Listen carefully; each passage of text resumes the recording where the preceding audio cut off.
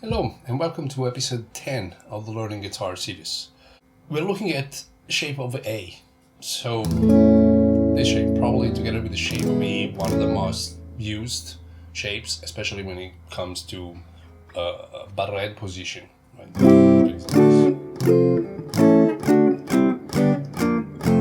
Okay, a lot of music, literally a lot of music has been written using just these two particular shapes. Of course, the way we're looking at it is from a more extended point of view, and as usual, if you have the PDF in front of you, the first 9 pages, as always, are dedicated to the scale shape and the intervallic studies, triads, and extended triads. For those of you that never seen any of my lessons before, in terms of demonstrating the theory behind this, I suggest you look at lesson 1 or lesson 4, where I explain somehow what's going on here. So go back to that, look at the theory section, and then maybe come back to this. Now let's start looking instead of what's happening at page 10. What I did there, as usual, is now doing some studies which should help you in connecting the shapes that you studied so far. In this case, we're looking at shape of E, shape of B, shape of D, shape of C, and now shape of A. First of all, the studies are concentrated in you being able to change vertically, so you are in the same kind of area of the neck. Although the exercise, the way I devised it, allows you to start here and study this all over the neck. The progression itself goes from G, shape of E, to C, shape of A, to E flat, shape of C, to G flat, shape of D, and now you are in A flat, shape of E, D flat, then you are E major, then you are in G, then you are in A. So you keep moving those 4 shapes, and at the same time it's moving up kind of chromatically. So that allows you to, not only to keep practicing the scales, but also doing it all across the neck. In terms of the exercise itself, it's basically 4 bars. You go down in G,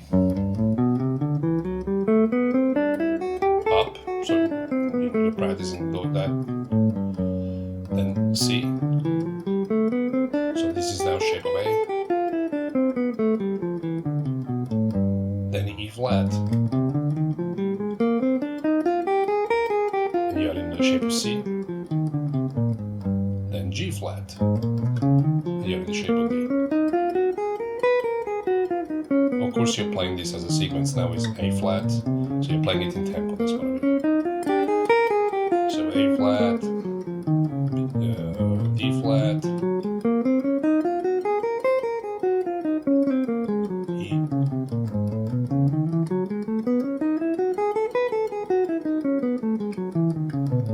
A, sorry, G, A,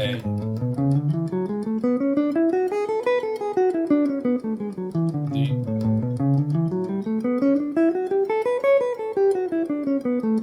F,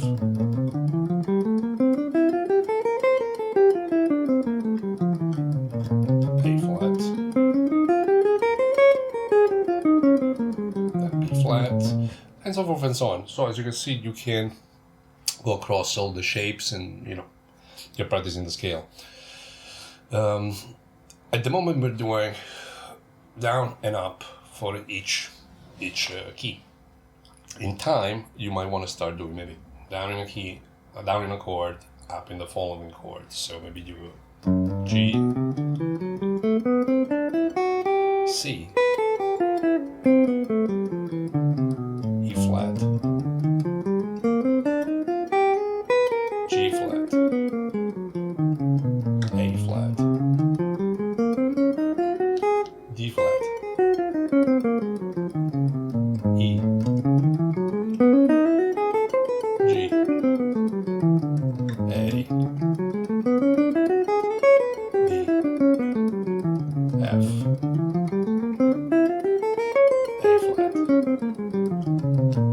And of course, once you're done with that, you might also want to experiment with 1 bar each. So you end up, G, 8 notes of G, then C, then E flat, right? and then G flat, then A flat, D flat, F, G. Now that's very useful kind of exercise, especially for those of you that want to go more into, say, jazz and fusion, where you have a lot of chord changes and relatively small amount of bars. Sorry, it's very hot. Okay. Page 11. Let me see. The minutes. Yeah, I'm 16. Page 11 instead is dealing with the horizontal transition. So you're just in one key, G, since we're playing that key mainly. And now we're looking at trying to play the scale, but kind of in a diagonal manner. So say, for example, example 1 would be this.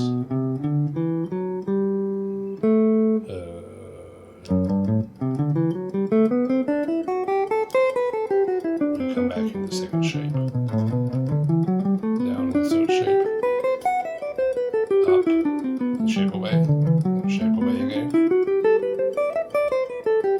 Shape C.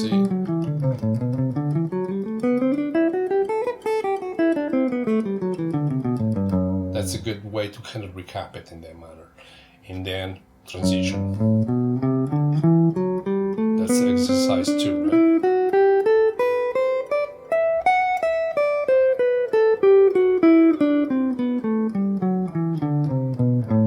Right? And so basically we went diagonally all the way. Exercise 3.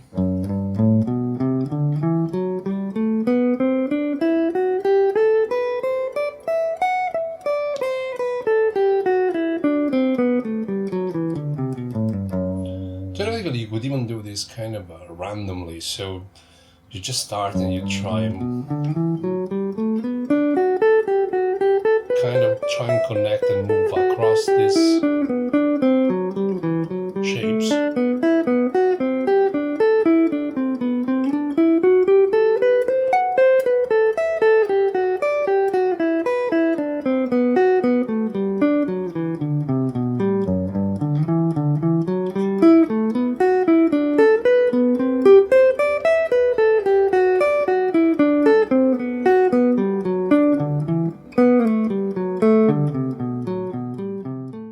So, at the bottom of page 12, we continue looking into the 3 notes per string approach that we started in the previous lessons. So in the previous lesson, we came across the first 3 shapes. Second one. And then the third one. Now, having added the A shape to our collection, we also have 2 more 3 notes per strings pattern. That's the first one.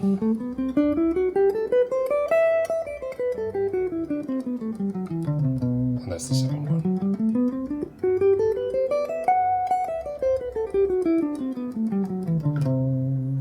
And again, you can, whatever exercises you did for the pattern before, you can apply it to this one. As we say, that one of the comfortable things about the 3 notes per string approach is how symmetric it can be and how it's somehow easier to design patterns for it.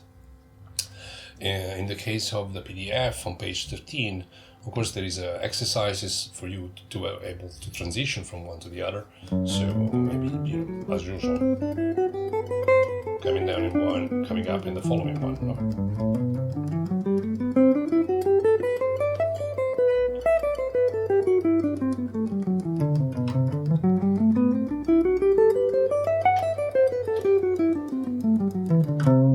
And maybe backwards, right?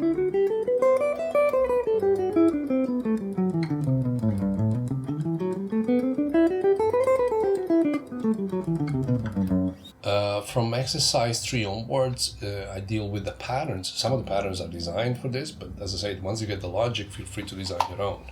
Some are, and apply them to all the 5 shapes, okay? Some of these exercises are only written, I only wrote it for one shape, but you just, once you understand the logic, just apply it to all the other ones. let's say exercise 3 applied to one of these new shapes is first 3 strings. It's basically a group of 3 strings. That's all there is to it. Nothing particularly fancy about it. And backwards.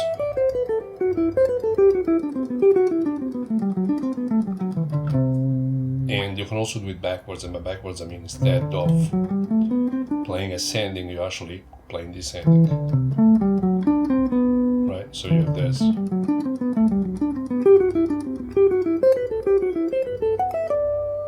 And vice versa.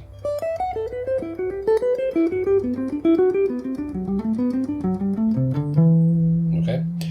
The next exercise 5 includes also some degree of string skipping. So you have first string, so like E string, you then jump into the D string, back on the A, G, D, B string, G, E. So you have some of this. And backwards. And of course you can do it reversed, right? And same thing. Okay?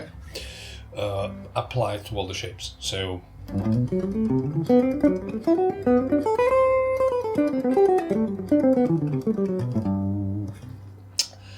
the following exercise, exercise 6, instead is just to give you a hint on pattern you can construct horizontally. I only did this using the 5 shapes, and of course when you have 7 you can just explore the entire keyboard. I took notes, 1 note per string. On the last 3 string I created kind of a symmetrical pattern. So this is basically this.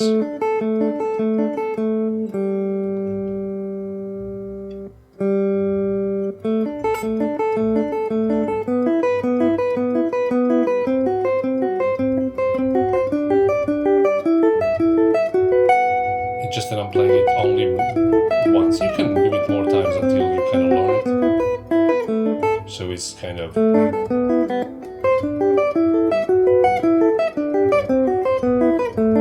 or just backwards, right? Just this way.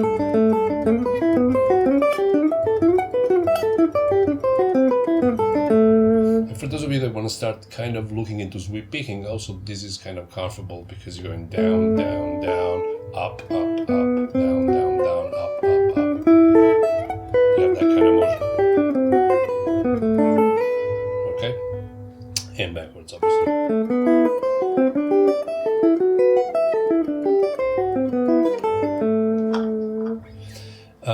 If you understood the logic, you can create the same kind of exercise using these 3 strings, these 3 strings, these 3 strings, or a group of 4 strings, and this you could use a different pattern. Again, you're just looking at 1 note per each of the strings, right? Exercise 7. Probably you'll understand more the logic of it when you try it, but I'm still doing this group of 3 on 3 strings, but this time I'm looking at it vertically, exploiting the 3 notes per string system. So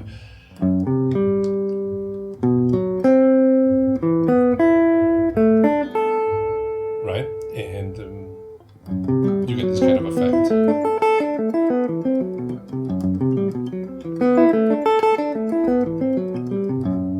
And so in that case, the exercise, which is over maybe 6 bars, but you could take each individual bar as an exercise on its own.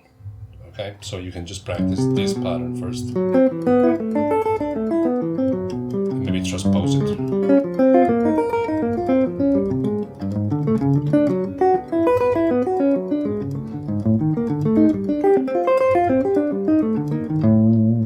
And then maybe like this pattern.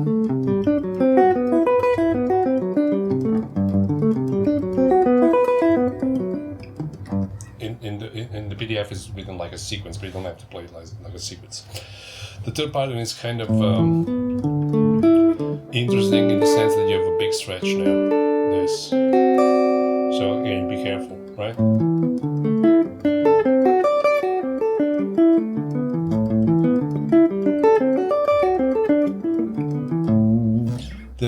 last of exercises is again very on the creative side of things. In this case, instead of using only 3 strings like I did with this, I'm looking for pattern which have one note per each string, so it's 6 notes vertically. It's not like, yeah, it's an arpeggio in a way.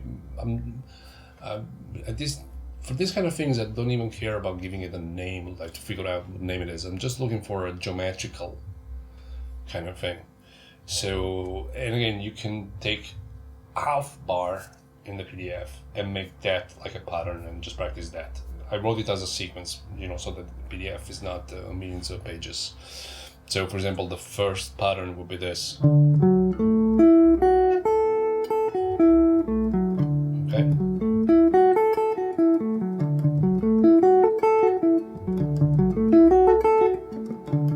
Again, good. I mean, you can obviously practice this as alternate picking. Why not?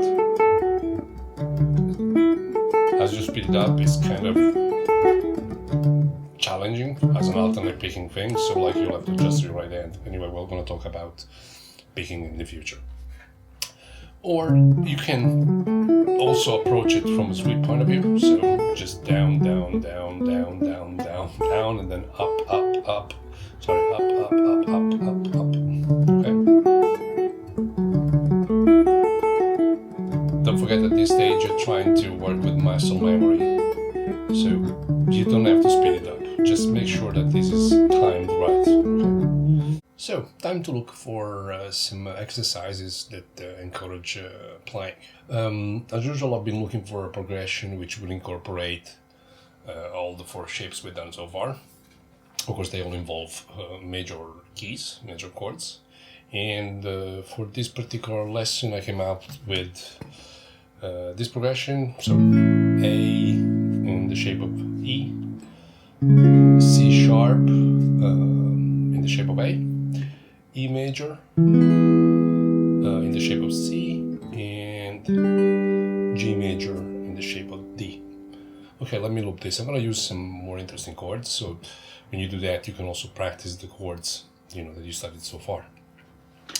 Let's see. 3, 4.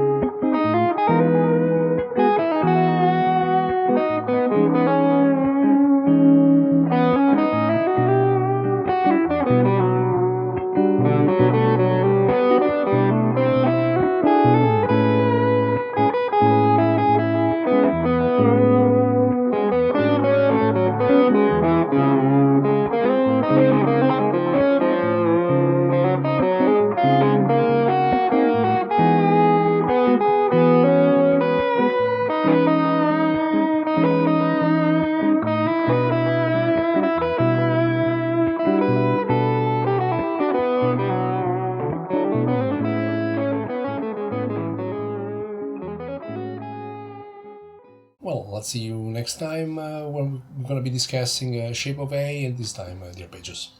Okay, thank you.